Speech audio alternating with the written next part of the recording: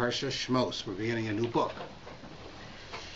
Now, we mentioned before that the book of Bereshis has the creation of the world and the development of the Jewish people, but they're not a nation.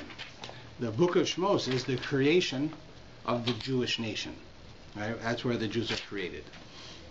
Because in order for the Jews to become a nation, they first had to go through the difficulty of slavery, and in order so that they should be on the one level hard enough and the other one sensitive enough to be able to be who they need to be. Right? Because the Jewish people need to have the ability to be able to go through a lot of suffering and still be able to survive and to be magnanimous to the people around them. And that's not a simple thing. So what they're about to go through in the next number of weeks that we read is this preparation. So the parsha begins with SHMOS B'nai Yisrael. These are the names of the Jewish people, the children of Israel, of Jacob, Habaim Mitzrayim, who came to Mitzrayim. Es Yaakov Ishu Beso Imo. Yaakov came with all of the people within their household. And then it goes through all the names. Reuven, Shimon, Levi, Yehuda, Yisachar, Zvulun. It tells you all of the people. And then it goes, then it goes like a few lines down, and it says, "Vayames Yosef v'kol achav v'kol adorahu." And at this point, Yosef dies, all of his brothers died, and all of their generation died. In other words, normally, it wasn't like they all woke up dead. It was normal things. They got older, they all died, right? And just giving you a time frame. And then it says, "V'nei Yisrael faru v'yishritzu v'yirbu v'yitzmu mod." And it says the Jewish people multiplied very quickly. That is to say that, right, the commentaries say that miraculously the women had many children, had multiple births, so that the Jewish people would go from 70 people to a nation in a few hundred years, which is not simple to do. Right? So it says that they had many children. Right, and the land was filled with them. Now this is the beginning of a setup for what's going to be the first real idea of anti-Semitism. The Jewish people aren't even the people yet, and yet we're going to have it, because it's not, the land of Egypt wasn't literally filled with the Jews. I mean, there were certainly more Egyptians than Jews, but to the average Egyptian it appeared that there were a lot of Jews. Like in fact, Pharaoh says, right in the next few lines, he says, you know what, we better take care of these Jews. There's a lot of them, and if we have an enemy who attacks us, right, the Jews will side with the enemy and take over the country. So we have to do something about these Jews. Right? They're not called Jews yet. They're not Jews, but the Hebrews. And he says it. It says here in the last line on this page. Right, let's be smart about this, right? Right, that they're going to come, and when there's a war, and the Hebrews will go on the side of our enemies, they'll fight with us, and they'll throw us up from the land. Right, they're going to take over. They'll become the head. They'll take over Egypt. Right, so he's afraid. Now, it's not really possible that there would be so many Hebrews at this point, right, a short while after they got there, that the Egyptians were really afraid that we were going to take them over. So why does it say this? So one of my teachers and my friends, Rabbi Malevsky, I used to work with, he told me that he was the chief rabbi of Mexico. So he lived in Mexico City. So he says, he sort of tells us a story how that you go in a cab and you say to the cab driver, you say, Pedro, how many Jews do you think there are in Mexico City? And he would say, oh, senor, there are so many Jewish people in Mexico City. The man, he owns my apartment building, he's Jewish. The man who owns my taxi, he's Jewish. My doctor, he's Jewish. My dentist is Jewish. So many Jewish people here. And he says, how many do you think? Oh, senor, there's millions of Jewish people here in Mexico City. It's such a big city. So Molesky told me that Mexico City is like the largest city in the world, but there's like 0.02% are Jews. It just so happens to be that for a person like the cab driver, who is not an anti-Semite, but he perceives the Jews are all in positions of power. They own his apartment building, they own his taxi, so he makes a living because of them. He has a place to live because of them. His doctors, his lawyers, these are all the Jews. So to him, there's so many Jews But it's not that there's so many Jews. It's just it appears like that to him, and that's what was happening with Pharaoh. Pharaoh was saying, there's so many Jews. Everywhere we look, there's a Jew. Every place of power, there's a Jew. We've got to do something about this. They're going to take us over. Right? And so it begins really, if you look at verse 8, Vayakam melech chadash al Mitzrayim, a new king took over Egypt, Asher lo yoda es Yosef, and he didn't know Yosef. What's that telling us? That if he knew Yosef, right, then he would have been nice to the Hebrews, because Yosef saved the country. Right? Egypt was going to be destroyed.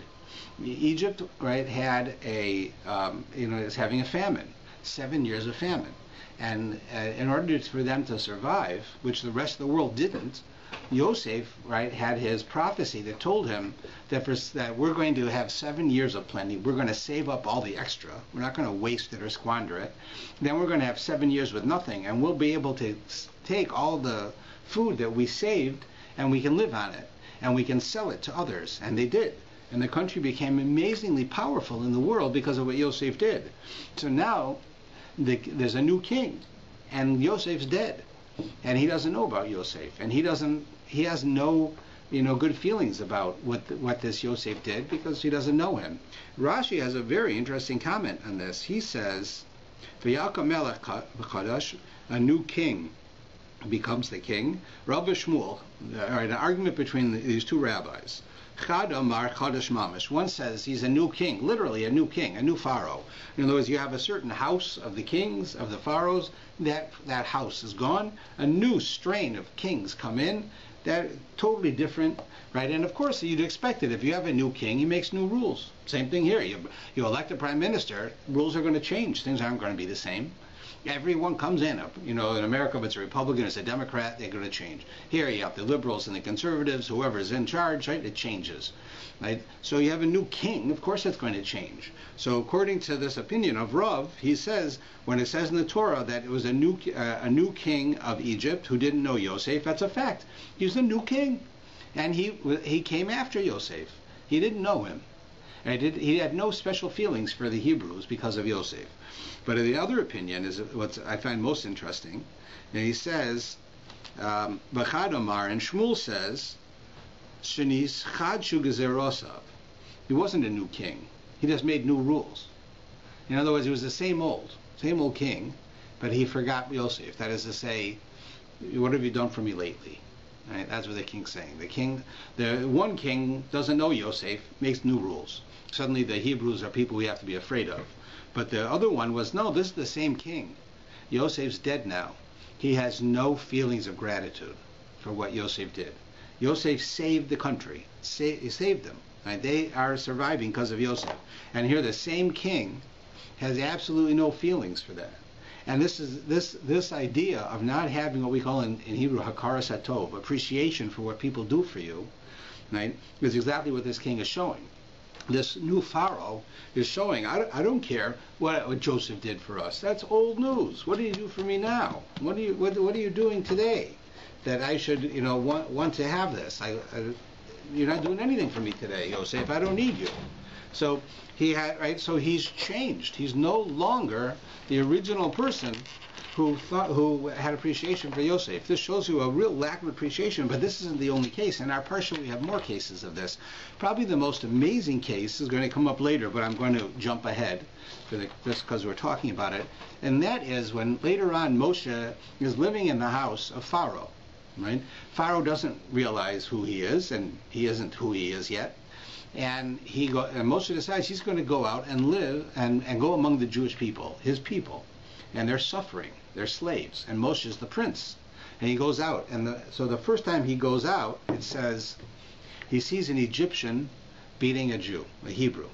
Right? And he goes over and he kills the Egyptian in order to save the Hebrew.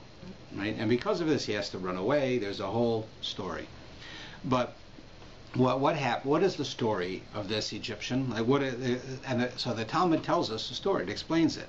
It says that there were Jewish policemen who were basically under the power of the Egyptians in order to enforce the laws against the Hebrews, so to make them slaves. So they got Hebrews and they made them into policemen, And they said, you have to enforce the laws. But you would have an Egyptian who was in charge of the Hebrew policemen, right? So it says that the Egyptian would go around in the morning, and he would get the Hebrew policemen, wake them up, or tell them it's time to go to work, and they would have to go, right? So it says in the story, the Medrash says that one time he went to a house of one of the Hebrew policemen, and he saw that this policeman had an amazingly beautiful wife. So he goes the next day to that guy's house first and wakes him up very early and sends him out to go to work. And then he goes, while it's still dark, into the house, and he pretends to be the husband and has relations with the woman, who doesn't realize it's not her husband. This is what the Midrash says, right? So now the husband finds out something's going on. He goes home, sees his wife. His wife was tricked. She tells him what happened, right? Now even in Egyptian society, you're not allowed to have relations with somebody else's wife, even back then. So what did he do? So now this Egyptian knows he's going to get in trouble. He got caught. So he goes to try to kill the Jew, the Hebrew. He wants to kill him. That way, I'm not going to get caught. He'll be dead. Who's he going to tell? He's dead. So he goes to beat him up. Moshe comes outside and sees an Egyptian beating on a Hebrew. So he saves the Hebrew, because this Egyptian was deserving of death according to Egyptian law and Jewish law, both cases, because of what he was doing. So therefore, Moshe kills him, right? Who was the Hebrew? His name was Medad. And later on, we hear about him. There's these two sort of rabble-rousers, troublemakers among the Jews, who rebel against Moshe, and they feel that Moshe is taking too much power for himself, so they rebel against him. But here you have this guy, right, who's going to get killed. Moshe saves his life. Now, story 2, we see later on that Moshe is again walking among the people, and he sees a Jew beating a Jew, 2 Jews fighting. And he says, Russia, evil person, how can you raise your hand against a fellow brother, right? So the guy looks at him and says, are you going to kill me like you killed the Egyptian? In other words, he's telling Moshe, I know what you did to that Egyptian, and if Pharaoh hears about it, you're a dead man, right? And and Moshe just tries to get him not to fight, but he's like a real cruel person. Who was that person? It was the same guy, the guy whose life he saved from the first story, which shows you this fellow whose life was saved by Moshe. Moshe leaves Egypt, runs away, spends decades away from Egypt, because he's afraid that Pharaoh's going to kill him, because this guy turns him in. And this guy, Moshe saved his life. He saved his life. And he has absolutely no appreciation, gratitude for what Moshe did. Right? Exactly like Pharaoh. So we see this is a trait that was not uncommon in this country, and it's a trait that is very foreign to us. As Jews, it's a very important thing that we have appreciation, hakaras hatov. That's not to say that there aren't non-Jews who have hakaras hatov, right? They have show appreciation and gratitude, but it's in general, it's a very important trait for us. It's in our belief, it's a very important thing, and it's very significant if a person doesn't show appreciation. If you help someone and that person doesn't show appreciation, that's a very sad thing, right? And we see from this parsha how serious it was. So now this new king comes, who didn't know Yosef, and he tells the Egyptians that we got to do something about these Hebrews, right? So they want to make them into slaves, right? So he appoints taskmasters over them to afflict them, right? And then it says the Egyptians enslaved the children of Israel with crushing hardness. They embittered their lives with hard work, with mortar, with bricks, right? Now it says that right at first that he tells them that you have to build a city and you have to make the bricks, right? That's how you're going to build a city. And he gives them the straw and the water and the clay, and they make bricks, and then they build a city, right? It's when you hire someone to build your house, you don't expect him to make the bricks. He buys the bricks, right? But here they told them that you have to make the bricks, and then later, because it seems that the Jews are rebelling, you tell them, okay, you have to make the bricks, but we're not giving you anything to make it with. You're going to have to find that yourself. You have to go out and get your own straw, your own clay, your own water, and make the bricks, and you can't make any less. Right, that was our punishment. So, but it's not logical. Why would the Egyptians tell them this? If the goal of the Egyptians was to enslave the Jews and get the Hebrews and get them to build these cities for them, you want to do whatever you can to make it so they'll do their job. And here you're taking it away. So if the Jews are rebelling because they're saying they have too much time on their hands, so increase the workload. Say you have to build twice as many buildings now, right, in order to keep them from rebelling. And instead, they tell them, no, you have to build the same number of buildings, but we're going to take away your supplies. And we learn from this an important thing, which is their goal of the Egyptians was not to build the buildings. The goal of the Egyptians was to subjugate the Hebrews. It was to make them feel low. It was to hurt them. It was to make them slaves. It wasn't that we need to build, right? We need to build a city. We don't want to pay to do it, so we're going to get some slaves and get the slaves to do it because they don't get paid. That's not what happened here. They said, we have these people, we have to take away their defiance, their ability to rebel against us. So we're going to make them into slaves and do things for us. And we don't really care what they do. It's just we care that they're slaves. And therefore the Egyptians told the Hebrews, you have to make buildings, but we're not going to give you supplies, because they didn't care about the buildings. They cared about making the Hebrews second class, make them feel less. Right? That was the goal there. Now suddenly the whole PARSHA changes. Right here on 294 and 295, it stops from talking about what's happening to the Hebrews in general, and it starts talking about two people. Right? These two midwives. Right? It's starting with verse 15.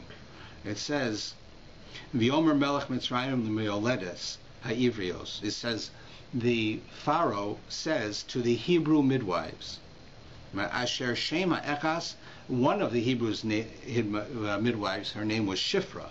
V'shem hashenis, and the name of the second midwife, Pua. Her name was Pua.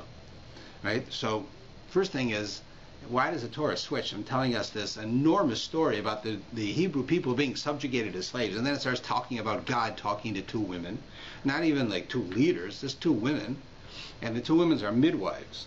And then it says, "Vayomer yaldechen es ivrios v'risen es avanim," and it goes through this whole story about how the midwives, right, they're the ones who give birth to the kids, and Pharaoh is afraid that if you give birth to boys, the boys will join the army, and they'll side with our enemies, and they'll kill us. So Pharaoh says, we have to kill the boys. The girls can live. Our men will take the Hebrew women, but the men, they have to be killed. So he goes to the midwives, and he tells them that when a woman gives birth, kill the boys, and let the girls live. Right? That's what he tells them. Now, if you read through the story, there's problems with the story. Right? But not only what I said so far is that why it starts talking about these two midwives, what's so important about them that it suddenly tells us this. Just tell us, Pharaoh wanted to kill the boys. Right? So he has this whole long story where they don't do it.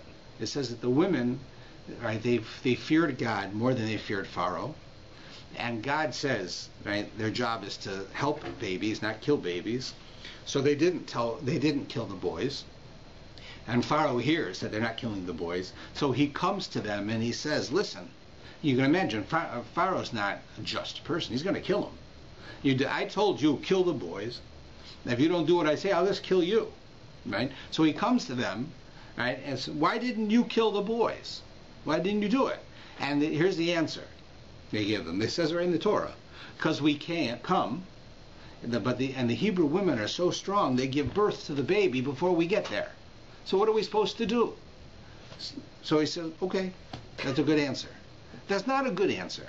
He tells them that women give birth to a boy, kill him, right? So they say, what do you want from us? The women are so strong, they give birth to boys before we get there. So kill them then, right? Kill them. Right? So clearly there's something missing in the story, because their answer doesn't tell Pharaoh why they didn't do it. Because he tells them they're going to give birth. If it's a boy, kill him. If it's a girl, let him live. So they say, well, they gave birth before we got there. So what? Right? He was saying they have to give birth before you kill them. So then what's the difference if they gave birth before we got there? We came, we see it's a boy, kill him. But Pharaoh thinks it's quite all right what they say. So from this we learn an interesting point, that that's not what he's asking them. What he's asking them is he's asking them to kill a fetus when it's still within the mother. And he's saying look at this mother. If she's going to have a boy, kill it. If it's going to be a girl, it can be born. Because the only answer we can say. Because if they say back, well, what do you want? We get there, the women are so strong, they give birth before we're there. So we can't kill the fetus. It's born already by the time we get there. So, okay, that's a good answer. That makes sense, yeah? How would they know whether it's a boy or a girl? So that's the next part. How do they know it? So if you look in the words here, it says, V'yomer Yeldeichem, I'll read it in the English. It says, starting on 16, and he said, Pharaoh says to them, when you deliver the Hebrew women, and you shall see them on the birth stool, if it is a son, you are to kill him. If it is a daughter, she shall live. But the midwives feared God, and they did not do as the king of Egypt spoke to them, and they caused the boys to live. So the king comes and summons them, and he says, why haven't you done the thing that you're supposed to do? You let the boys live. Midwives say, the Hebrew women are unlike the Egyptian women, for they are experts. Before the midwife comes to them, they've given birth. So how does that answer anything? Right? It doesn't. So the answer to the question is, it says when you see them on the birth stool, right? In Hebrew, it's vayriasen ala avanim. When you see them on the stones, an evan is a stone, but the translator here calls it a birth stool. Like like a woman sits on a stool, I guess, in this culture, and on that, and when she's giving birth, like it used to be they were in a bed, and now they make the bed sort of like a chair, right, where your back is up in order to push. Here they used to have a stool. But the people that I spoke to says it doesn't work. To say it's a birth stool doesn't help you answer the question as to how did they know what the fetus was? How did they know? Right? How did they know? We don't know. How would they know? So he explained to me that this word avanim does not mean a birth stool. It was a tool that they had that they were able to use to be able to tell what the gender of the fetus was before it was born. Like we could use ultrasound, and most of the time you can tell. Right? They had this tool, which we don't have the wisdom of. We don't have it anymore. We don't know what this tool was, but that the midwives had certain expertise that they were able to do it. In fact, I had my wife was studying to be a midwife, so for a gift I bought her some books about midwives, like novels about midwives. So there's this one novel, right? It's a historic fiction. So the details aren't true, but the generality is. And it's about a Jewish midwife in Venice in the 1600s, and what her life was like. And it says that what made her special is that she had a special tool that she could tell what the gender of the baby was. Right? Now, where this person got this, maybe they saw it in the Torah and they understood it like I do. Maybe they came up with this, made it up. I don't know. But this is, if we read it this way, that Pharaoh says to them, we read it. Now he says, when you deliver the Hebrew women and you see them on the birth stool, change that, and you use this tool to see if the fetus is a boy or a girl. If it's a son, kill him. And if it's a daughter, she shall live. Now it makes sense, right? So that's probably a better understanding, yeah? Why does Pharaoh care if they were killed as a fetus or a child?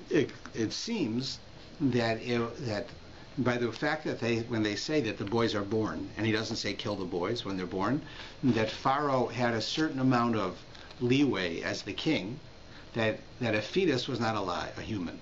He could kill it. But a human being he couldn't kill for no reason. Pharaoh probably had the power of life and death. He was the king.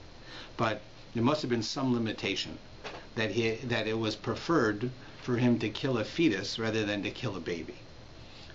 It could be because he didn't have the power. It could be because it would have been harder on the people. It could have been public, opinion. Who knows exactly why? But clearly he had the ability to kill a fetus, and he didn't have it to kill a baby, and that's why he says it this way. Because otherwise, it's a simple answer. Why didn't you kill them? Well, because they gave birth already. So kill the baby. It doesn't say that. Right? So that means he can't do it.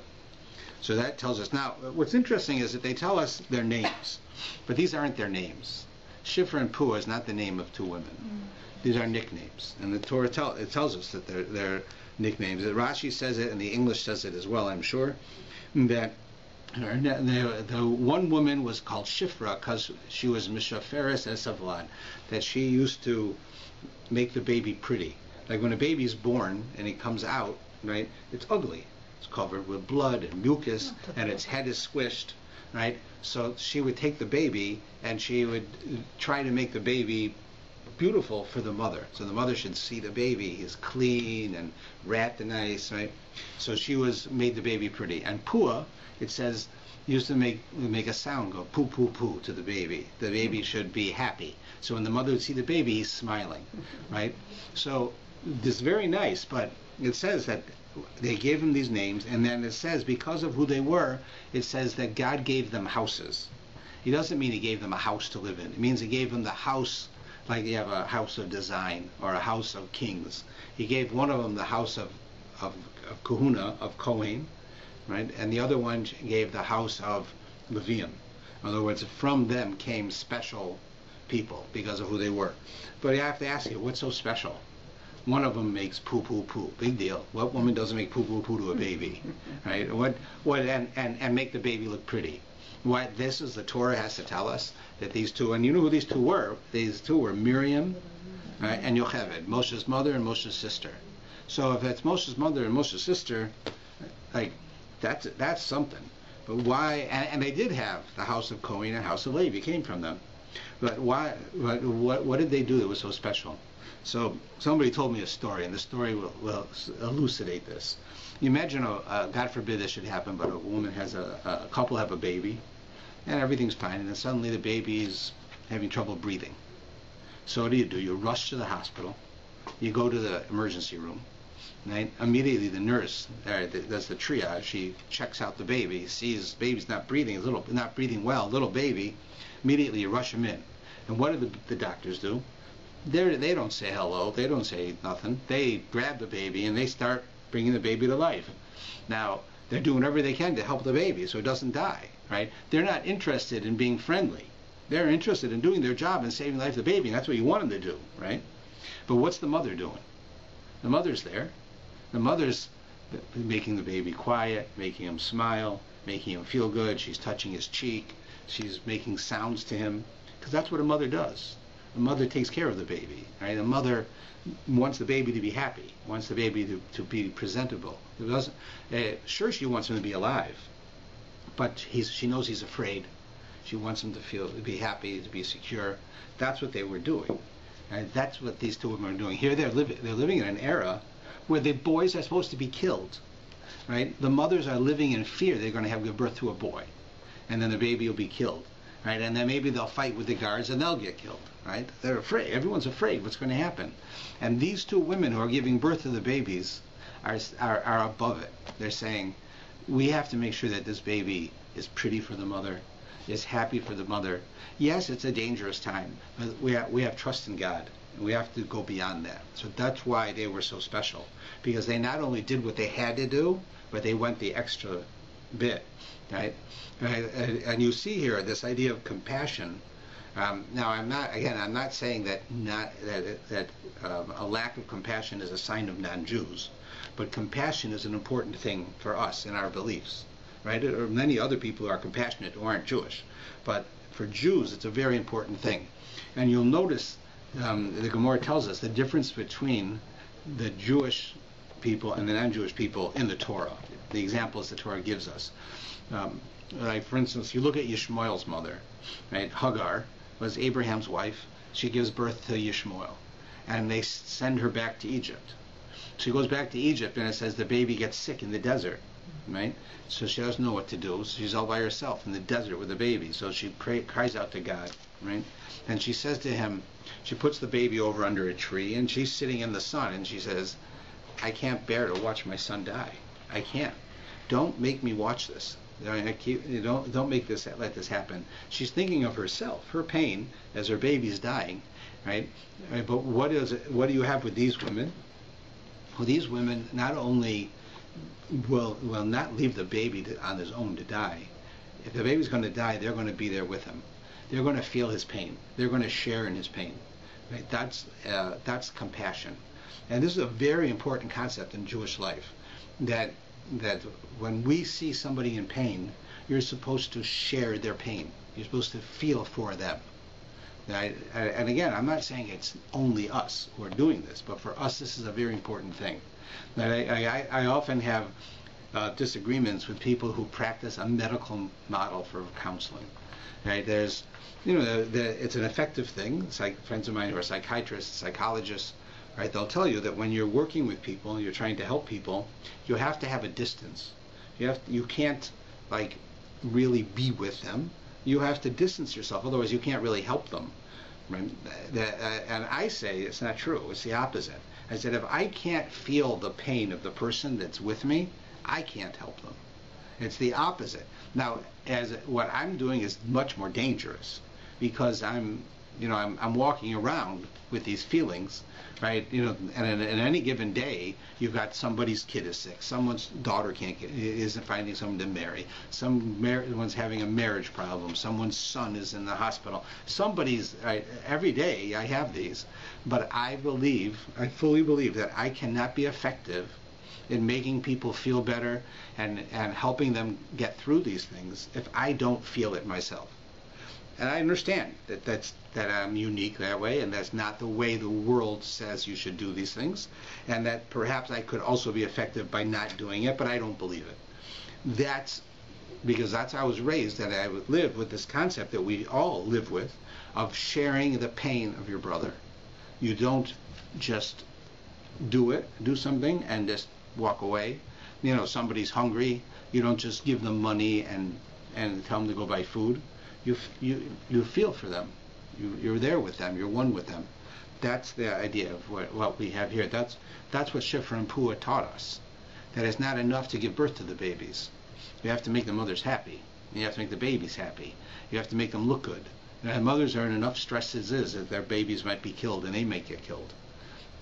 At least let's make it so that they feel good about what they're doing. And that's because we're going to share with them. We're going to share their pain and share their joy. So that's what that's why it's considered so important here. And at the end here, the last line, right?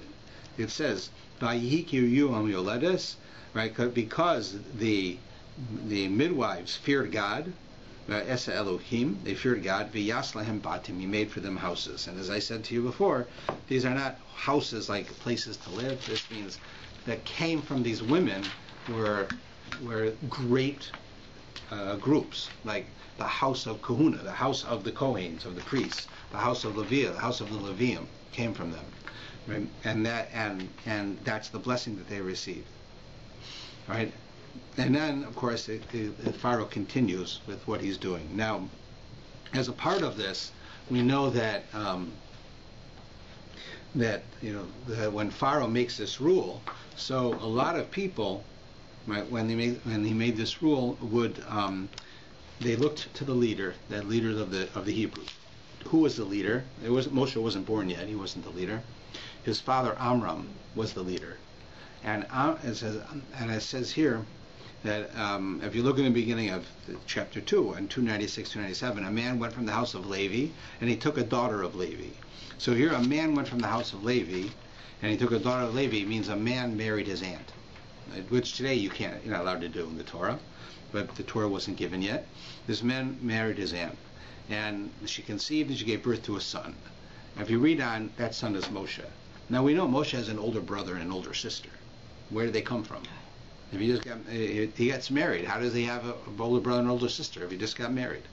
Because it tells us that when Pharaoh made his decree that we're going to throw the boys kill all the boys, right? So then the head of the Jews, Amram, said, you know what? We can't bring children into a world like this. You can't. You can't. How can you bring children to a world where they're going to die? They're going to be slaves. They're going to be born as slaves. They're going to die as slaves. And if they're boys, they're going to get murdered immediately. I'm not going to have any more children. So he divorced his wife. It says, and he was the leader of the Hebrews. So it says that all of the men divorced their wives because they were afraid to have children. It's like, you've heard people say, how can I have children when there could be nuclear war? Right? People say that. Right? It used to be more common maybe in the 90s. But this is, right, that's what they said. How can we bring children into the world? They're just going to get murdered by Pharaoh, or they're going to be slaves. So better we shouldn't have children. So they all divorced their wives. And along comes his daughter, right, who's already born, Miriam. And she tells her father, who do you think you are? Right? This is the leader of the Hebrews. Right? Who do you think you are? You're worse than Pharaoh. Pharaoh wants to kill the boys. you want to kill the boys and the girls, because you're not going to have any children. There'll be no Hebrews anymore. We'll be gone. So he listens to her. He realizes she's right. So he remarries his wife, and that's what we see here.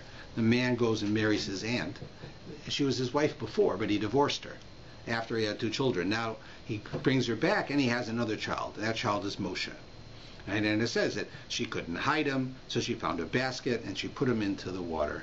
And if you look in verse 4, it says, his sister stationed herself at a distance to know what would be done with him. So Miriam, the one who caused all this, right, who told her father, it's wrong what you're doing, so he got married to his wife again. He saw her point, and all the other Hebrews married their wives again, and they had children.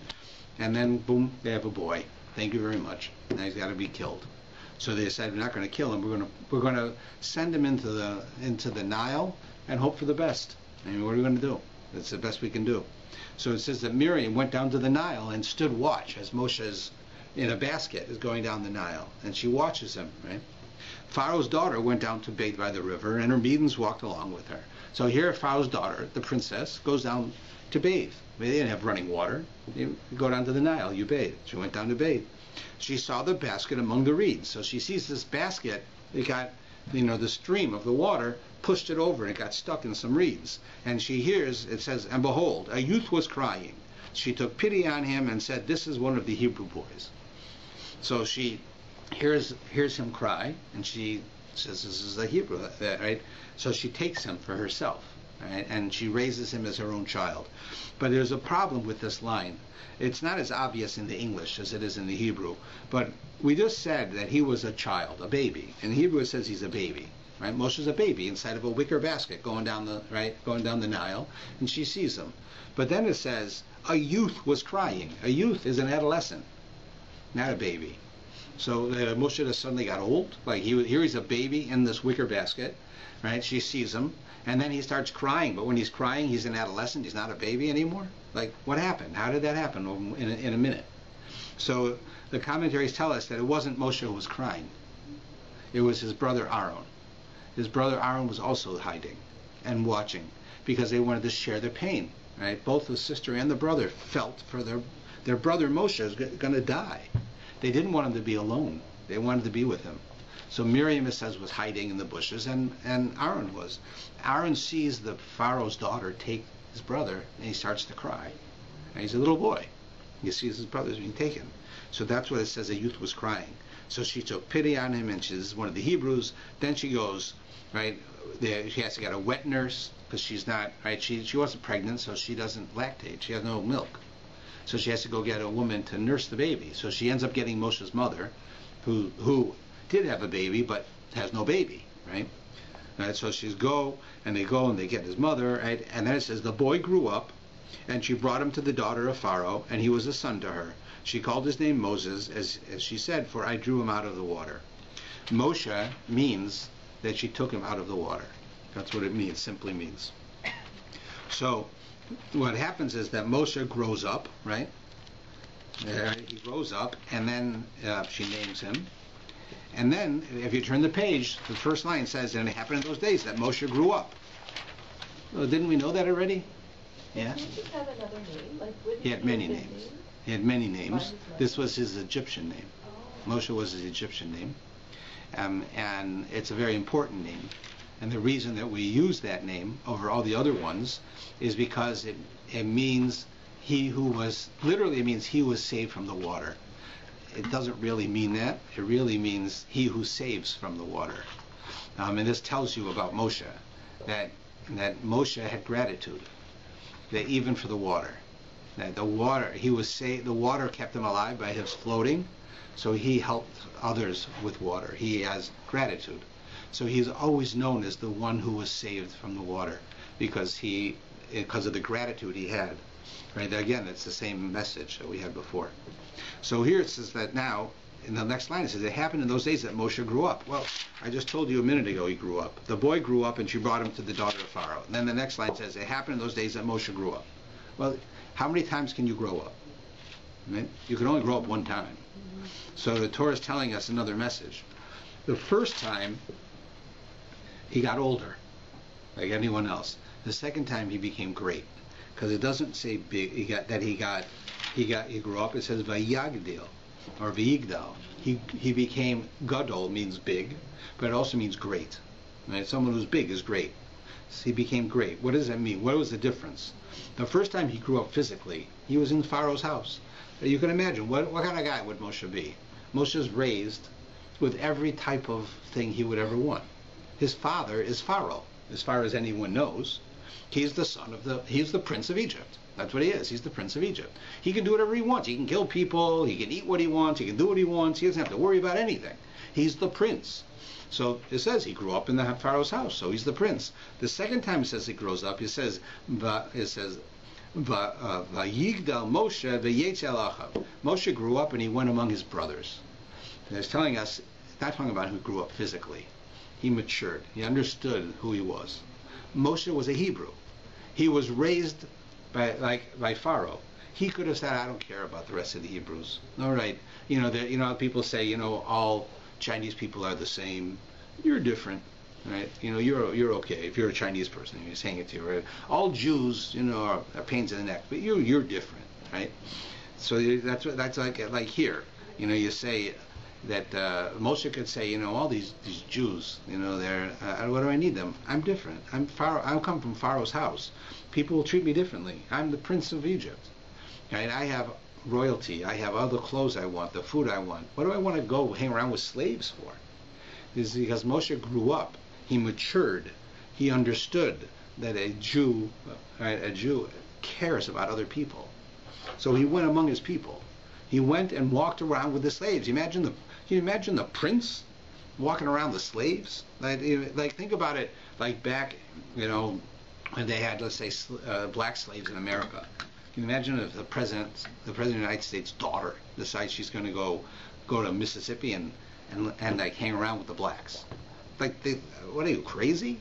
You're the president's daughter. You live in the White House. You have everything you want. You're living with slaves, right? And Moshe says, that's right. I'm living with slaves because they're my brothers. They're my family. That's who I am. I happen to have been raised in Pharaoh's house, but I'm one of them. So he went out, and that's what it means that he grew up. He became great. He became a Jewish leader, and a Jewish leader needs to feel for other people. So he went out, and he saw their pain. And then he saw the Egyptian hitting the Hebrew, right? And then the story I told you. Right? This is an important idea, that Moshe grew up means that Moshe cared about others. Right? I've told you before that a little baby, is very self-centered. It's just how they are. A baby will wake up the whole world. They'll wake up his mother. Right? Imagine, it's 2 o'clock in the morning. The mother has been with this baby like 20 hours a day, right? Changing diapers, doing all the stuff she got to do, taking care of all the stuff she does, right? She's tired. Baby gets his diaper wet, right? So he wants to change. So he starts to cry. 2 o'clock in the morning. He doesn't care how much work you did. He doesn't care how you feel. He doesn't care that you're sick. He doesn't care about nothing. He cares about his diaper being changed. He'll wake up the whole world to change his diaper, right? That's how he is. That's because everything is me, right? That's a baby. As you get older, you start to expand your horizons. You see others. You see other things, right? A great person, right, sees everybody, sees all other people. And Moshe, don't get me wrong, Moshe teaches us on a number of occasions what does it mean to be a Jewish leader. Firstly, you see, is that he goes out among his brothers. He doesn't have to do that. He could stay and be the corrupt child of Pharaoh, and nobody never know the difference. But that's not how he is. He's going to go out and feel the pain of his brothers. Then it says he sees an Egyptian hitting a Jew.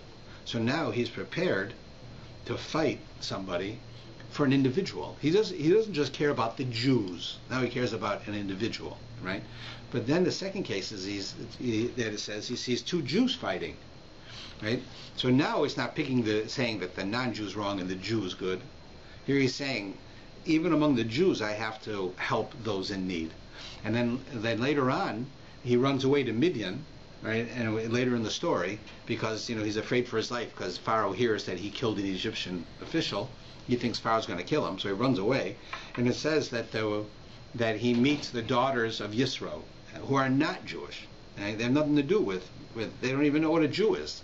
They're living in a different country. He runs away and he meets them, and they're being abused by the shepherds. Right? He helps them. So you see what other thing? It doesn't matter that you're Jewish. Somebody who needs help, I'm going to help. So first instance, he cares about his people as a nation. He cares about individuals. He cares about individuals, not only Jews versus non-Jews, but Jews who aren't good versus Jews who are good, who would do the right thing and the wrong thing. He cares. And not only that, he cares about non-Jews. It makes no difference if really. He cares that a non-Jew shouldn't be abused either. That's what a Jewish leader is. That's the compassion we have to have. That's why it says, Vayigdal Moshe. Moshe grew up. He became great. The first time he just got older. This is Moshe becoming bigger, being great. Then that's how we're taught that we're supposed to be. All right, and then the next page here really deals with what I said until you get to the bottom paragraph here, verse 16. Because now what happens is that he has the case with the two Hebrews fighting, right? And the one guy says, "What, are you going to kill me?" And Moshe goes, "Uh-oh, if he knows, and he's threatening me, Pharaoh's going to hear about this, and Pharaoh's going to kill me. I might be raised in his house, but I'm an adopted son. And I killed an officer, right, representing Pharaoh. Pharaoh's going to kill me." So he runs away. So so it tells you a story here. It says, the minister of Midian. So the minister of Midian means he was the priest for worshiping idols. That's who this man was, the minister of Midian. In Hebrew, it's more evident. He had 7 daughters. They came and drew water and filled the troughs to water their father's sheep. The shepherds came and drove them away. So the shepherds are abusing the women. Right? You know, I don't care that you're here first. Doesn't matter. We're these big tough guys. You're a bunch of girls. Right? After us, you can get water. And they abused them. They came to Ruel, their father, and he said, how do you get back so fast? Aren't the Midianites, they abuse you? And I mean, you can't get water till the last, right? How did you get back so quickly? So they said, an Egyptian man saved us from the shepherds, and he even drew water for us, right? That was Moshe. Moshe came, and he saw what was happening, and he helped them. But the funny thing is, they call him an Egyptian. He clearly looked like an Egyptian because he was raised in Pharaoh's house. He wore Egyptian clothes. So it would be logical. But I would very much doubt that Moshe, who ran away from Egypt, would identify himself to these girls as being an Egyptian. So why did they call him that?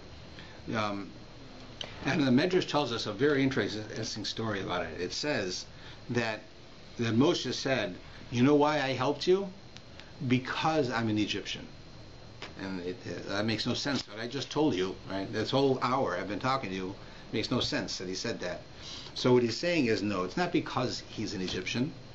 It's because of my experiences in Egypt. Because of that Egyptian who tried to kill the Jew. Right? We went through a whole process that ends up that I'm here with you today. That is to say that, sure, it's bad that an Egyptian tried to kill a Jew. But you can see the hand of God that led me all the way here to be with you here today and help you because of him. That was the message he was giving. It's like, you know, we use an expression sometimes that a dog, when he's being punished, right? Let's say a dog makes a mess in the house, so you take a paper and you hit the dog with the paper. So what's the dog do? He bites the paper. Right? The paper's not doing anything. It's you, right? It's you that's hurting him. The paper is just your tool, right?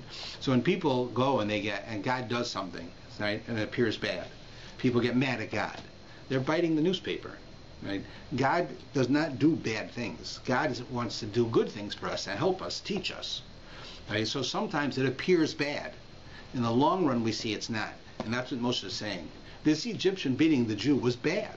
It was wrong. He was going to kill the Jew. I killed the Egyptian to stop him from doing it. He said, but because that Egyptian did this, it led me on a path that I had to leave Egypt and come see you and help you today. So you can see how God, even when it appears that what he's doing is harsh and difficult, that something good always comes from it. That was the message he was sending them. That's why he says, he didn't say, I'm Egyptian. He said, I'm here because of it, because of the Egyptians. And it really is not true. He's trying to teach a lesson. Right? So then it says that, right, he goes and he meets the family, and he wants them to marry one of his daughters, one of Yisro's daughters, Zipporah. Now, Yisro was an idol worshiper, right? And it says that he had a very unique way of how he did things. We see, as we get to know Yisro, we find out that he's actually a very good person and a truth seeker. He's looking for truth. There's really, there's really two ways that one has truth. Imagine a lot of us, we came to observe the Torah through investigation. We weren't raised with it, and we went and we studied and we learned, and we chose this is true, and we investigated it, right?